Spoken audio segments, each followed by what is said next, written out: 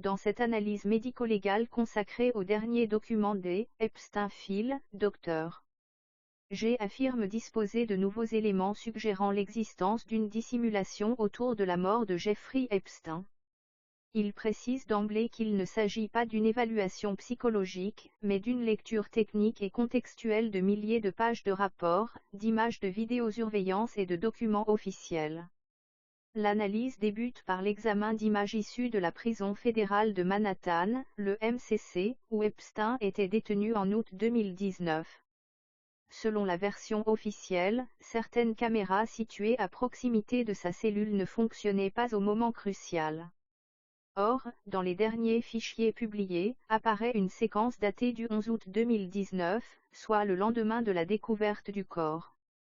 Cette séquence montre clairement des agents gravissant l'escalier menant à la LT, l'étage supérieur du quartier d'isolement le CHU où Epstein était incarcéré. Ce point est central, d'après le rapport de l'inspecteur général du département de la justice, les caméras couvrant cette zone relevaient d'un système DVR2, déclaré défaillant depuis le 29 juillet 2019 en raison d'une panne catastrophique des disques durs.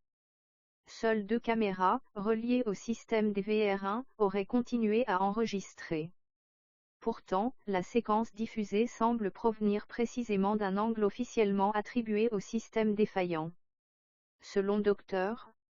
G, 2 hypothèses se dégagent, soit cette caméra enregistrait en réalité sur le système fonctionnel DVR1 ce qui contredirait les schémas officiels, soit le système DVR2 n'était pas réellement hors service.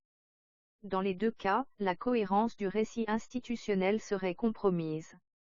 L'analyse devient plus technique encore lorsqu'il évoque un courriel interne du FBI mentionnant une troisième caméra d'intérêt, reliée au système DVR1, dont les images pouvaient être récupérées jusqu'au 23 juillet 2019, date d'un premier incident impliquant Epstein. Cette mention suggère que des enregistrements plus complets auraient pu exister. Or, les seules vidéos rendues publiques sont soit floues, soit incomplètes, soit amputées précisément des plages horaires critiques.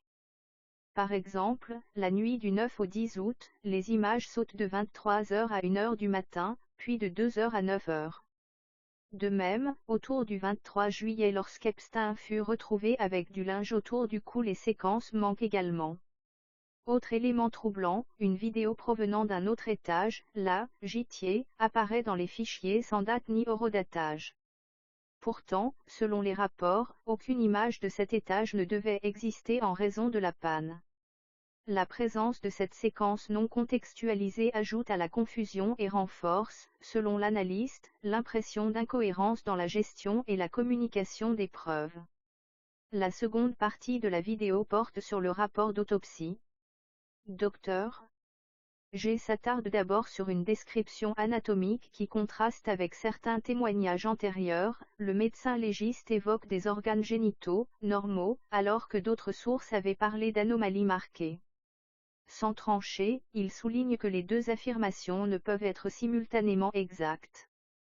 Plus encore, il insiste sur la position dans laquelle le corps aurait été retrouvé, suspendu dans une posture quasi assise, les fesses à seulement 1 à 1,5 cm du sol. Selon lui, si la fracture cervicale décrite dans le rapport avait résulté d'un choc viol auto-infligé, un impact au sol aurait dû laisser des traces visibles au niveau des hanches ou du bassin. Or, aucune lésion de ce type n'est mentionnée. Il évoque également un élément médical antérieur. Quelques jours avant sa mort, Epstein se plaignait d'engourdissement au bras droit et d'une incapacité à serrer le poing. Dr. G estime que cet état physique rendrait improbable l'idée qu'il ait pu déchirer seul du linge carcéral réputé très résistant. En conclusion, l'analyste affirme que la juxtaposition de ces éléments vidéo supposément inexistantes, séquences manquantes au moment critique, ambiguïté technique autour des systèmes d'enregistrement, incohérence médico-légale constitue, à ses yeux, un faisceau d'indices suggérant une dissimulation. Il reconnaît la complexité du dossier et admet que tous les points ne sont pas définitifs, mais estime que les contradictions cumulées fragilisent sérieusement la version officielle. Il conclut en rappelant que ses observations reposent sur l'étude minutieuse des documents disponibles et qu'il continuera d'examiner les nouveaux éléments à mesure qu'ils seront publiés.